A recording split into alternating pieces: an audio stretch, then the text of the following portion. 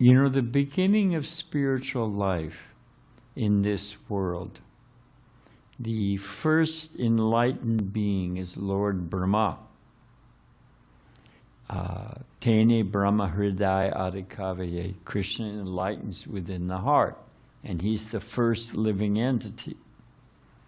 And to launch him on his path of self-realization, he first heard the sound tapa, which means austerity. So you got out of your warm bed, you came down here to the temple, it will launch your spiritual life. Enhance.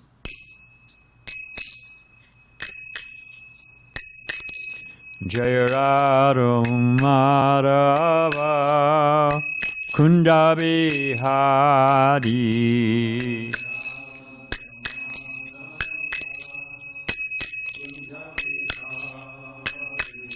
Jaya Radha Madhava Kunda Bihari.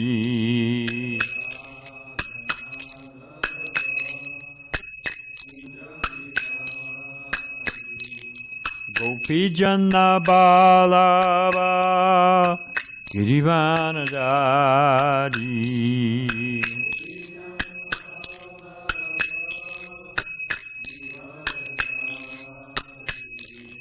Gopi Janna Balava Girivanadari.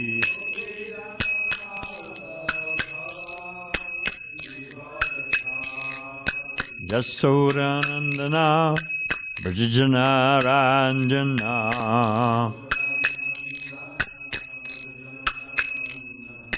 Yasodanandana Brajajana Ranjana.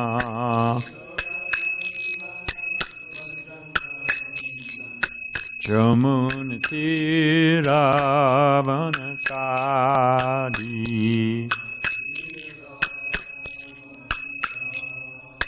Jamunati Ravanachari.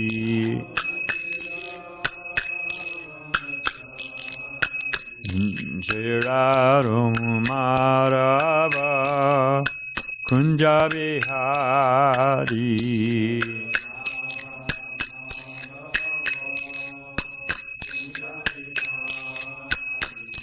Gopi Jana Balaba Girivanadari.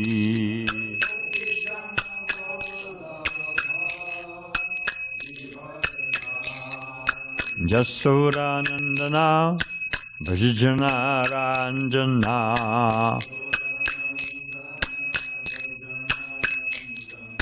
Jamunati Ravanachari.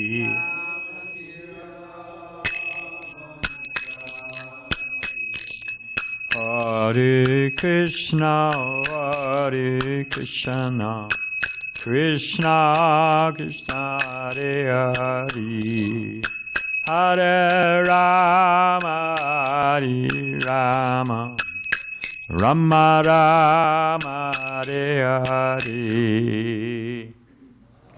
Krishna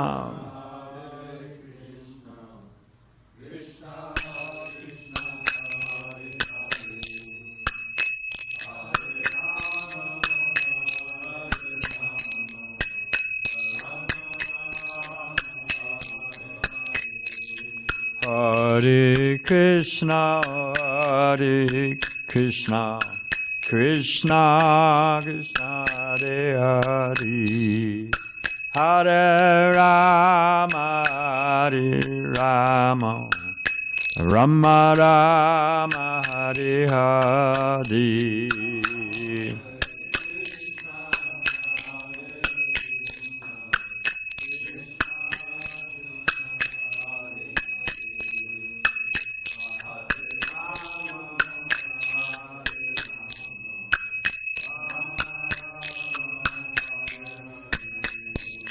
Hare Krishna, Hare Krishna, Krishna Krishna Hare Hare, Hare Rama, Hare Rama Rama Rama Hare Hare.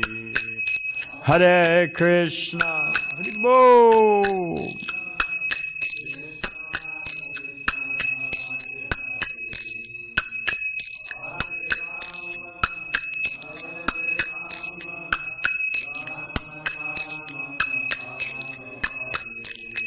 Hare Krishna, Hare Krishna, Krishna Krishna, Hare Hare. Hare Rama, Hare Rama, Rama Rama, Hare Hare. Bo, Hare Krishna.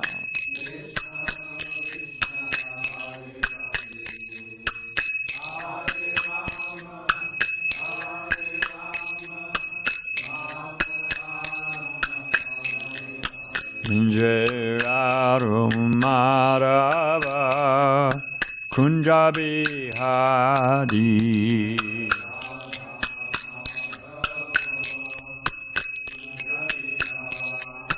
Injera Marava Kunjabi Hadi.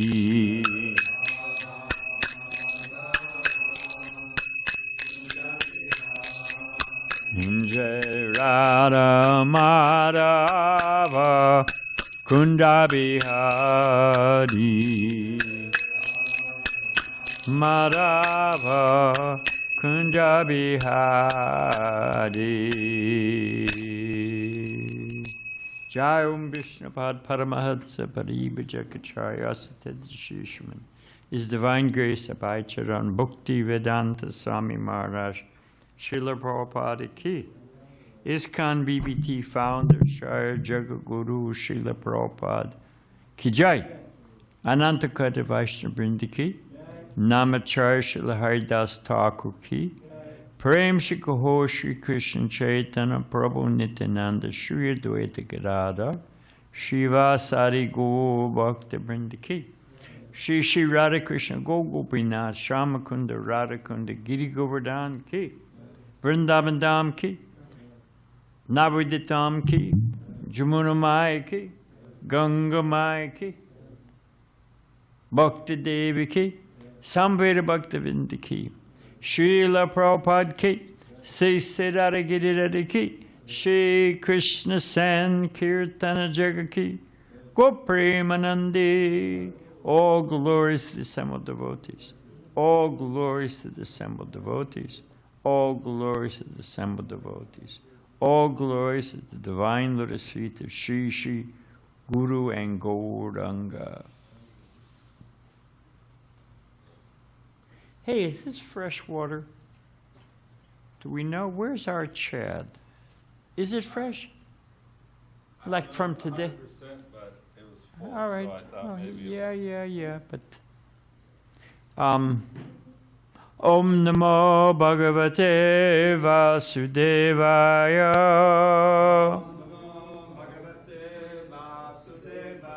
Om Namo Bhagavate Vasudevaya.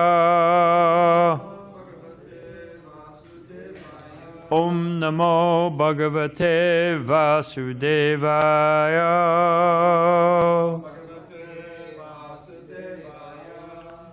Krishna Sadamo Bhagate Dharmaganadi Bisaha Kalau Nasa Dashramesha Parano Ko Nadodata Narayana Namaskritcha Naram Chaivam Nadotama Devim Sarasatim Vyasam Tato Jaya Mudirayat. Bhagavatam is as brilliant as the sun. It is arisen just after the departure of Lord Krishna to his own abode, accompanied with knowledge, religion, etc. Persons who have lost their vision due to the dense darkness of the age of Kali shall get light out of this Purana. Before beginning our study of Srimad Bhagavatam, which is a very means of conquest, we should first offer our respects to the personality of Godhead Narayan, to the Narayan Rishi, to the supremmost human being, the goddess of learning, Mother Saraswati, the author Srila Vyasadeva, and my spiritual master Srila Prabhupada. So we are on this. Who wrote this on the board? Is it? I guess it's small so it can fit in one line. Can you see this in the back row? Alrighty. Aham bhavo yuyam ato suradayo manusya tiryag druma garma jataya yasyavataram sa kala visharjita vrajama sarve sharanam tam avyayam aham bhavo yuyam atosuradayo. Thank you. Manusyatiryagrumagama jataya yasyavataram sa kala visharjita vrajama sarve sharanam tamavyayam aham bhavo yuyam ato saradayo manusyatiryagrumagama jatya yasyavataram sa kala visarjita vrajama sarve sharanam tamavyayam aham bhavo yuyam ato saradayo manusyatiryagrumagama jataya yasyavataram kala visharjita vrajama sarve saranam tamavyayam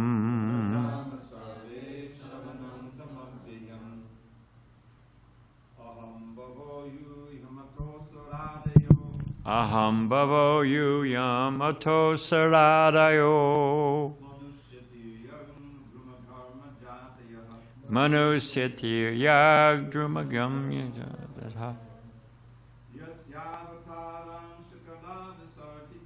yasyavataram skala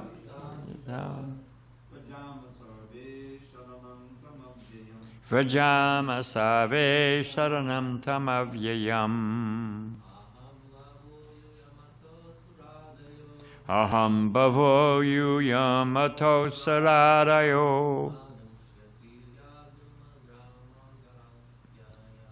manusyatiryagrumagama jataya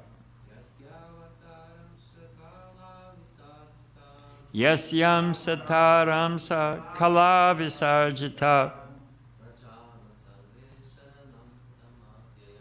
vrajama sarve sharanam tamavyayam. Vaishnavis. Aham bhavo yuyam ato saradayo manusyatiryagrumagama tata yasyavataram sa kala visarjita vrajama sarve saranam tamavyayam. Aham, I, Bhava, Lord Shiva, Yuyam, all of you demigods, Ato, as well as Asura Adaya, demons and others. Manusya, the human beings. Tiryak, the animals. Druma, the trees and plants. Garmajatayaha, as well as insects and germs born of perspiration. Yasya, of whom? The Supreme Personality of Godhead. Avatara, of the Purusha incarnation. Amsa, of his part and parcel, the Guna avatar, Brahma. Actually, maybe I'm not. Kala, of Brahma's sons. Visharjitaha, produced by the generation. Vrajama, we shall go. Sarve, all of us. Sharanam, unto the shelter. Tam, unto the Supreme. Avyayam, the inexhaustible. Who knows what's the scene, what's going on here, what's happening here in the Bhagavatam? Nobody knows? Nobody knows where we are in the storyline? You know?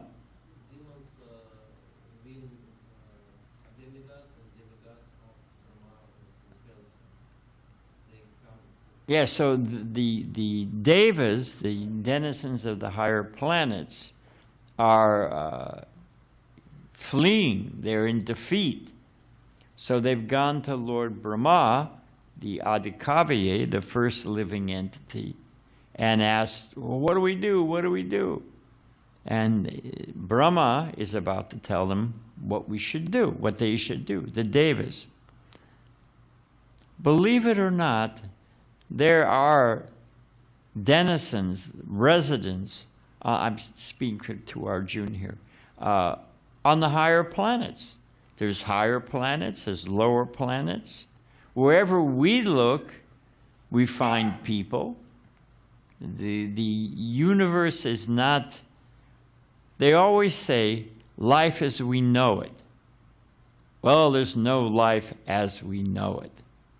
Well, what question does that beg? What about life that we don't know it? If you go down to the beach and take a snapshot, standing on the beach, what will you see? Unless there's a flying fish or a breaching whale, it's just water. But we know that if you have a body acclimatized to water, there's little minnows, there's huge whales, killer sharks, there's all kinds of, it's teeming with life. So there's life on every planet. Krishna doesn't waste. And there's a purpose, that's a whole other story, but just so you know what's going on. Lord Brahma said, I, Lord Shiva, all of you demigods, the demons, the living entities born of perspiration, the living beings born of eggs, the trees and plants sprouted from the earth, and the living entities born of embryos, that's us, all come from the Supreme Lord, from his incarnation of Rajaguna, Lord Brahma, the Guna avatar, and from the great sages, rishis, who are part of me. Let us therefore go to the Supreme Lord and take shelter of his lotus feet. And the next verse, well, there's a short purport. Some creatures are born of embryos, some of perspiration, and some from seeds, and some from embryos. It says that, okay. And some from fermentation, actually. In this way, all living entities emanate from the Guna avatar of the Supreme Personality of Godhead. Ultimately, the Supreme Personality of Godhead is the shelter of all living entities. Okay, now we've got to find the next verse.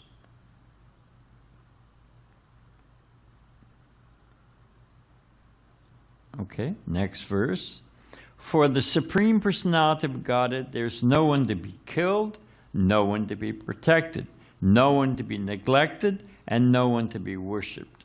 Nevertheless, for the sake of creation, maintenance, and annihilation, according to time, he accepts different forms as incarnations, either in the mode of goodness, the mode of passion, or the mode of ignorance. This verse, per Prabhupada's purport, this verse explains that the Supreme Personality of Godhead is equal to everyone. This is confirmed in by the Lord himself in Bhagavad Gita 9:29. Samoham sarva bhutesu name dveshosti na priya ye bhajanti tumam bhaktya Maite te shuchapyaham. I envy no one. This is Krishna speaking. I envy no one, nor am I partial to anyone. I am equal to all. But whoever renders service unto me in devotion is a friend, is in me, and I am also a friend to him. Back to the purport. Although the Lord is impartial, he gives special attention to his devotees. Therefore, the Lord says, Paritana sarunam vinasaya chatuskritam dharma samstapanartaya sambhavami yuge yuge. To deliver the pious and to annihilate the miscreants, as well as to reestablish the principles of religion, dharma, I advent myself millennium after millennium. The Lord has nothing to do with anyone's protection or destruction, but for creation, maintenance, and annihilation of the material world, he apparently has to act either in goodness, in passion, or darkness, apparently being a key word there. Actually, however, he is unaffected by these modes of material nature. He is the Supreme Lord of everyone. As a king sometimes punishes or rewards someone to maintain law and order, the Supreme Personality of Godhead, although having nothing to do with the activities of this material world, sometimes appears as various incarnations according to time, place, and object. Om Agyanatimirandasya Gyanagyanasalakaya Chakshushun Milatangina Tasare Shri Gurave Namaha. So first off, Prabhupada points out, you know, the Bhagavatam and the Vedic literature, because they're coming from the Supreme Lord, it's not that we're in the book burning, but Srila Bhaktisiddhanta Saraswati Thakur used to say, if all the books on the planet Earth were somehow or other gone, and Bhagavatam remained, Srimad Bhagavatam, Bhagavad Purana, nothing would be lost. And we are brainwashed. Actually, it's not really washing. It's brain cluttering, brain muddying. We are brain muddied to think that we are living in a progressive society. By progressive, I mean we were cavemen, practically speaking, one step above gorillas or monkeys or whatever it is. And we've progressed, and society is gaining knowledge and becoming more refined, more sophisticated, that it's a progressive march. But it's not. They were far more refined in previous ages. Otherwise, how are they possibly killing a child within the womb? And drunk, if you walk on Sunday morning, or you could also on Saturday morning, from my little apartment over here and you to the temple, you will pass the dens of iniquity the bars, the tattoo, there's people passed out on the street, there's people stumbling home with their pants on inside out and backwards. There's puddles of where their body is wretched from too much, any amount of alcohol. But this is not a sophisticated place. It's a place for, as Prabhupada used to say, polished dogs and cats. That's all. They're eating, they're sleeping, they're mating and defending in the higher sentiments of life. So it describes here in the Bhagavatam, in this verse, that there's 4 different ways that if you create the right environment, the living entity will move in. The eternal soul will be placed in there by subtle arrangement of material nature. Suppose in the fall, I build a little birdhouse and I put it in my backyard. It's empty.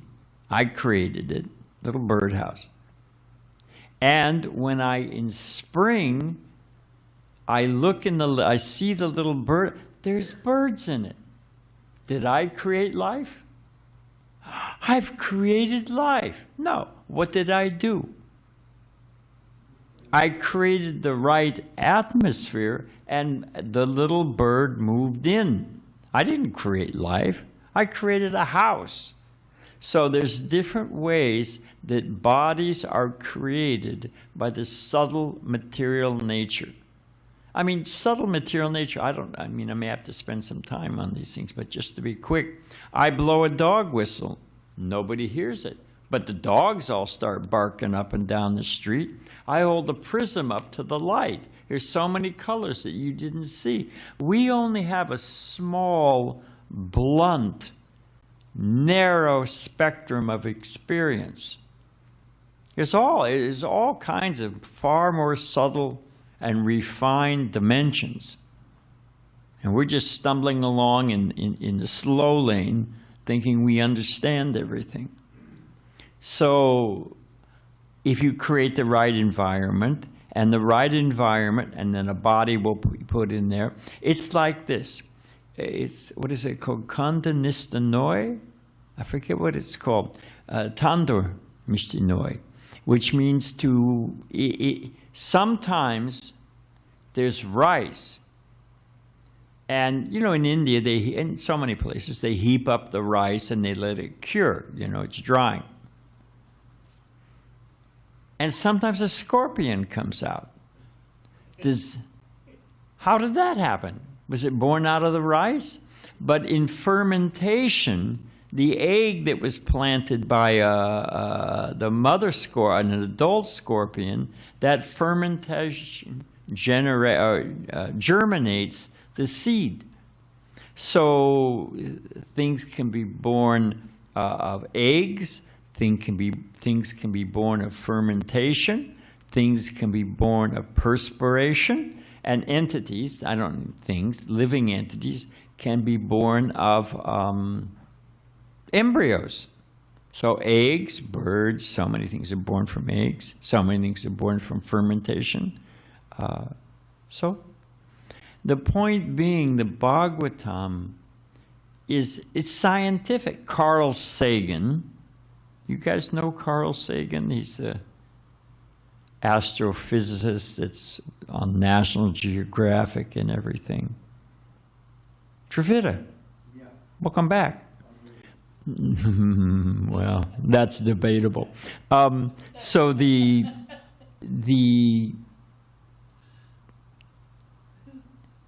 Bhagavatam, I'll give you another example. In the 3rd canto, Kapila Dev describes the development of the embryo, of the child within the womb, from the point of fertilization, from the from the initial, whatever it is, conception. Now, Michelangelo, who was trying to draw the perfect human form, and others, they were dissecting bodies and getting an idea of, there's a circulatory system, there's a nervous system, there's muscles, there's, they were figuring the whole thing out. Now later on, and even now, they're doing all kinds of things by dissection and what do you call, what is it called that they, not radar, but they're doing all kinds of ways they get us, like CAT scans and all that kind of stuff. But the Bhagavatam, which we say is 5,000 years old, more or less, they used to say, well, they tried to bring everything within the Christian era. And they used to, now we're talking about, in the academic world, they used to say that the Bhagavatam was, 1,500, maybe close to 2,000 years ago. Then they said it's 3,000. Now they say, you go to Harvard, you go to Columbia, University of Chicago, they'll tell you that the Bhagavatam is 3,500 years old.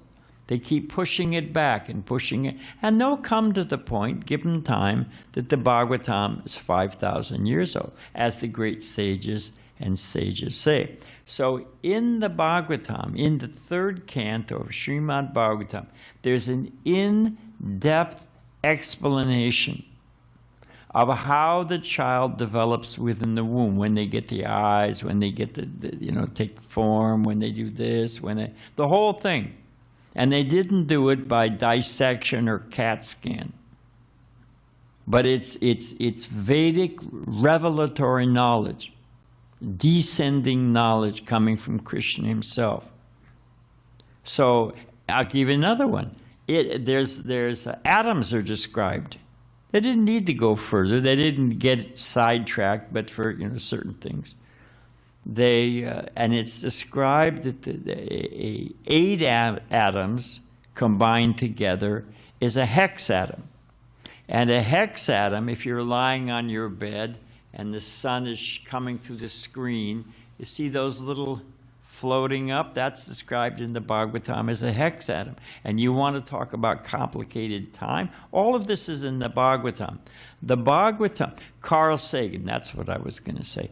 Carl Sagan, the great astrophysics, always speaking about cosmology, he said, of all spiritual traditions, only the Bhagavad, only the Vedas have time spans that are equivalent to the actual cosmological view. What does they say in the Bible? Sometimes they say was so many years ago, and it all happened in so many days. It's quite simpleton, actually. So in the Bhagavatam, it describes time from the exhalation of Mahavishnu, the cause of the creator, Krishna's expansion that creates the universe. And it's got all the kalpas and yugas and, thousands and the Kali Yuga is 420,000 years. So in Kali Yuga, Treta Yuga, Dwapara is 10 times more. And then, so it expands. It goes to Treta Yuga is 100 times Kali Yuga, and then 1,000 times takes you to Satya Yuga. So you can imagine how many, and that's just ultimately one breath of Mahavishnu. And on the other end of the spectrum, the Bhagavatam, the Vedic literature, comes all the way down to a hexatom. And a hexatom is the amount of time it takes, that's the smallest measure, which I've forgotten the name right, not a danda, what is it? There's the smallest measure is the amount of time it takes sunlight to cross over a hexatom.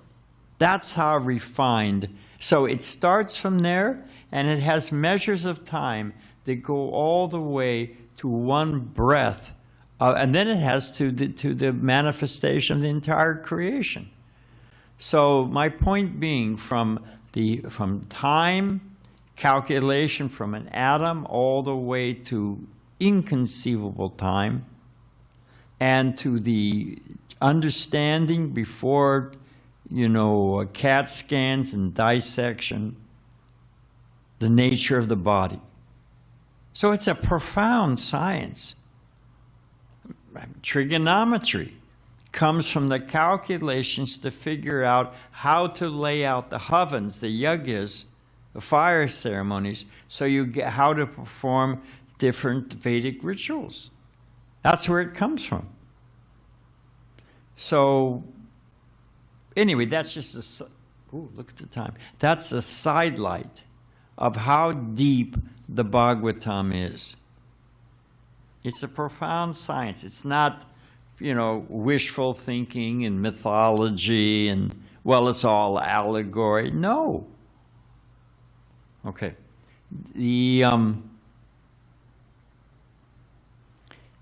Everybody, because it's talking here, Lord Brahma is the first living entity in this universe. There's many, many Brahmas. It's like a post. So every universe has a Brahma. So anyway, it's a whole story. So they're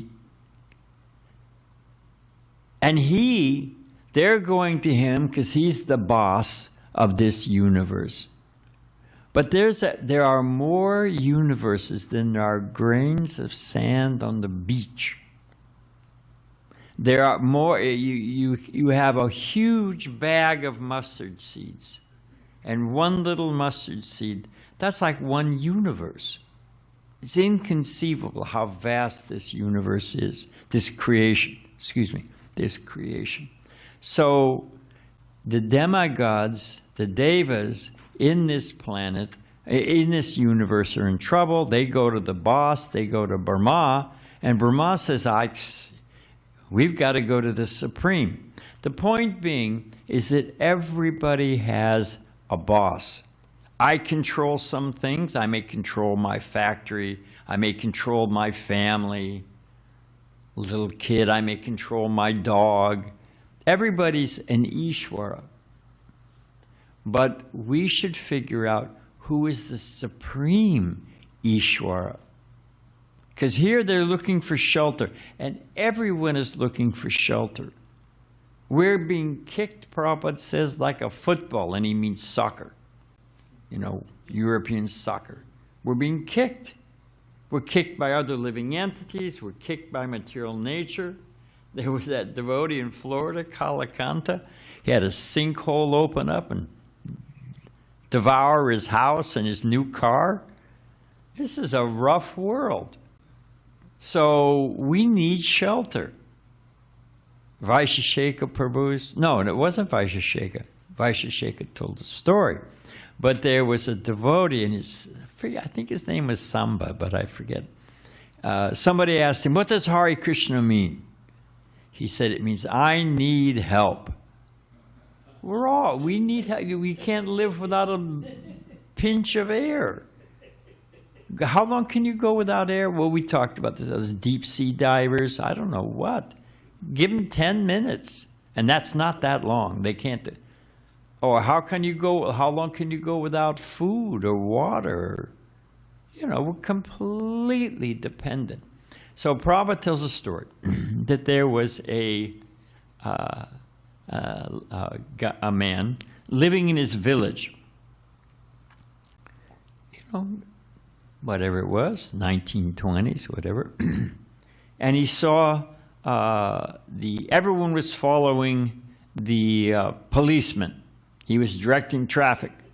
You have to go left, you have to go right. He tells you to stop, you have to stop. And he's thinking, well, I'd like to become a policeman. Then I'd be the boss. But then he noticed that the policeman, he has a police chief. And everyone's got to follow the police chief. So then he thinks, well, maybe I could become the police chief. And then he notices the police chief, he's serving the mayor. Well, I could become the mayor. Then he notices the mayor's got to serve the governor. Now I could become the governor. Then he notices the governor is serving the king. Thinks, well, I could become the king. And then he sees that the king has a saintly Brahmin who gives him advice and direction. He has to follow the saintly Brahmin.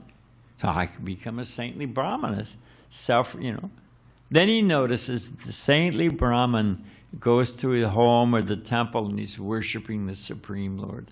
So Krishna, God, is the Ishvara Parama Krishna. He is the Supreme. So if we want real shelter, lasting, permanent, as it says here, what did it say? Never exhausted shelter. We have to find Krishna. We have to find the Supreme, Ishvara Parama Krishna. So let's say, I got a couple other things I wanted to say.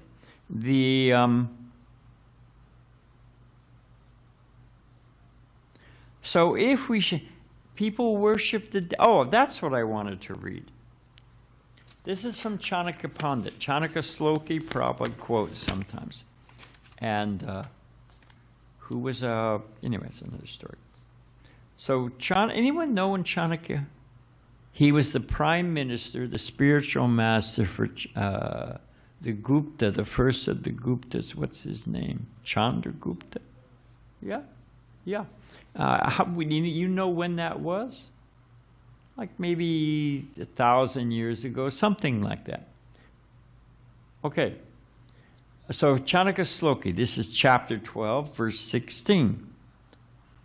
And it's pointing out that everything's got a flaw, even the best of things.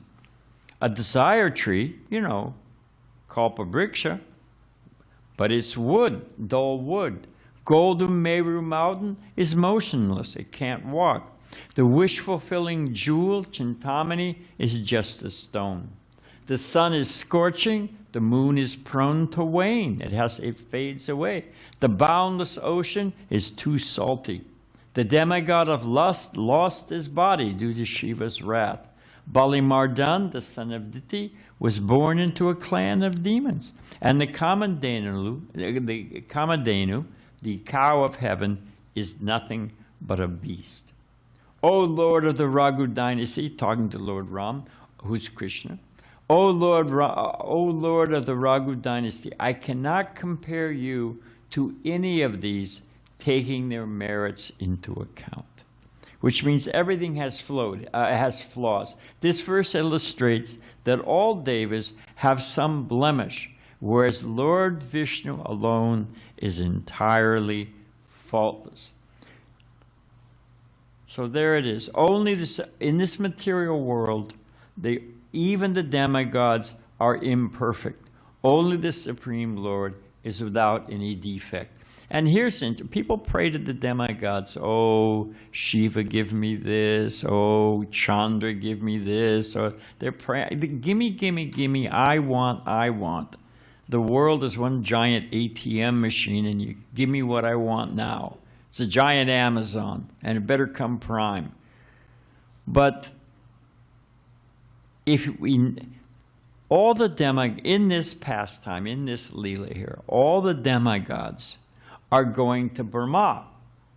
And Brahma is the first living entity. He's the grandfather. Well, what is that word? It means grandfather. Pitimbar. Yeah? Yeah. So he's the grandfather. He's the father, the cause of all the demigods. But when he's in a pinch, what does he do? Now, an intelligent person will think, I'm going to the demigod, and Krishna points this out in the Gita, I'm going to the demigods. Chandra, Indra, this one, that one. There are 33 million demigods. Lesser and smaller, bigger, this, that. So I'm going to all the demigods. But who do the demigods go to? Other than Dravida. Who do the demigods go to? Oh, help me out. Yeah, they go to, here it is, they're all going to Krishna. And what happens? Where does Brahma go? All the demigods go to Brahma. And where does Brahma go? It goes to Krishna. So, Sankarshan. So if all the demigods, well, he's too far gone.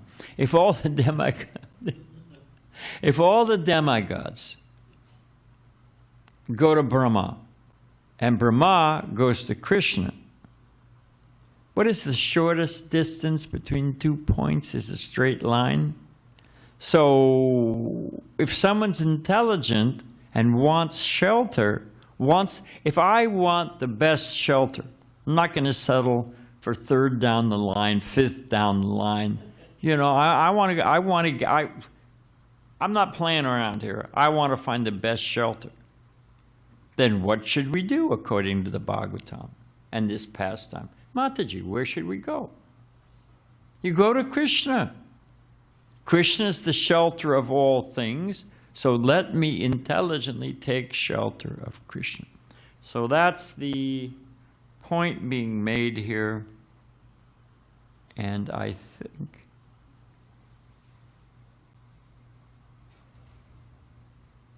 oh, and one last thing. Hello to you. Why does another point we can take out of this pastime and this verse? Krishna cares. He actually, oh, it's a parade. Krishna actually cares for us. We'll be done in a sec. Krishna actually cares for us. That's important. Are we living, are we ultimately alone? Is it a sterile, cold void, this universe? You know, you can pray, but nobody's going to answer. It's all just random laws of physics, atoms or waves. No. Here it's describing Krishna's the supreme controller and makes the case for it. Krishna's the best shelter. Krishna's going to respond as we read this chapter. Krishna, he may not a child, generally speaking, do children like to go to school every single day? They like homework? I mean, you know, if you're curious, if you have some intelligence, you know, you have some basic curiosity, and your friends are there, so you go because they're there. But every day, get out of your warm bed and, what is it? No more teachers, no more something, no more books, no more teachers, dirty looks. There's a ditty we used to sing when I was a kid. I forget the other part of it. But, you know, nobody likes to go to school. You have to work hard every single day. And eat your vegetables. Why are they saying that? Because they don't know how to cook. If you have an Indian mother who's cooking for you, you like to eat your vegetables. Put some paneer in there, I'm on board. But, you know, generally speaking, they don't like to. Broccoli, or whatever it is. I'm not wild about it. So, if you let that child, unanswered prayers, why are there if there's God, why doesn't he answer prayers? If he doesn't answer prayers, it means there's no God. That's the logic. But if the child is praying to the parents, I just want to play all day. Now it's video games. They don't even get any exercise. I just want to play all day, and I want to eat sweets. Please answer my prayers. Does a good parent answer that prayer? What do you think? You look like a good parent. Do you answer that prayer? No way. Otherwise, what happens? Your son or daughter, by the time they're 22, they're a toothless idiot. They didn't go to school and they ate sweets all day. And they curse you. Why did you let me do that? So Krishna, he responds. Krishna cares. What do they call that? Not tough love, but there's that. Anyway, there's many examples, but then is it called 1984? And the book 1984? Yeah, 1984. And the end is there's pure love. This man and a woman love each other, and that holds them together. but they're under psychological pressure and they finally snap. There comes a point where, hey, it's me or that, or it's the man or the woman, and the man says, and bails on the woman. So the idea is that all love and all material love has a breaking point. If nothing else, it's broken by time. But, you know, you can push people. Tough love, hey, you know, you become a drug addict, you steal your grandmother's. I had somebody I knew when they became a drug addict, and their father had been a consul general in China for a number of years, and he had all kinds of antiques, rare antiques from China. And his grandson became a drug addict, broke into the house and sold everything. The grandfather had to change the locks, and you're never coming in my house again, you know? So love has a breaking point. Material love has a breaking point. But you think about it. Krishna, you should find that boy, girl, make sure she's okay. Oh, there he is, okay. Can someone get them some prasadam? Hey, are we impersonals? Tell them to hang on so they don't walk away, and tell them you're going to get a little prasadam. Okay, we're almost done. Huh? So, outside. Chad, tell them outside. You got to train them. It's my job. So think about it, at least in principle. Krishna rides with us within the heart as the Paramatma, as the Supersoul. He's from life after life after life after life. He never gives up. He never says, hey, I'm done. You are just a bonehead, and you know, good luck. I'm out of here. Whether when we're a pig and eating stool and thinking it's halava, Krishna stays with us. He never gives up. So, way to go, Sankarshan. So he was listening. So it shows you how deeply Krishna cares about every living entity. It doesn't mean he always gives us everything we want, because sometimes we want poison. But it doesn't mean he doesn't care. So that's all a few points from this verse in Bhagavatam. Thank you for sitting so patiently. Hare Krishna.